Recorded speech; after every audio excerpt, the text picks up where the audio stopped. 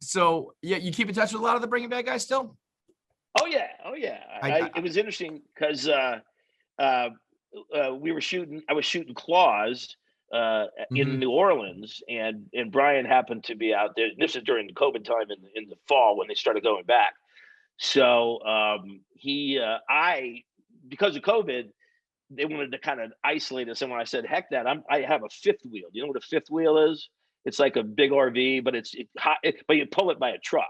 So it's massive. Oh yeah, like 42 foot. So I get in there and I haul out from LA and I take my son with me. We cruise and I camp on this lake in New Orleans, right? Wow. And Bryan couldn't go out anywhere, couldn't do anything. So he would come over and we would put a TV outside and watch the Dodger game because it was Dodger game for this World Series. Yeah, so we're cooking that is awesome. That is awesome. I was cooking up some steaks and we had a bonfire outside the lake, TV, and he would come over because he couldn't go out, couldn't do anything. Nobody could do anything, but we could hang there and I cooked him some. I wouldn't give him the recipe to my steak marinade. He's pissed. He's like, I'm man, like, nope, hanging out kind of, out there in an RV watching baseball with Hank and Walt would be quite the fucking time, man. Drinking some Schrader Browse and some Dos Hombres. Maybe doing some meth. Yeah. I don't know. Maybe just cook up some blue.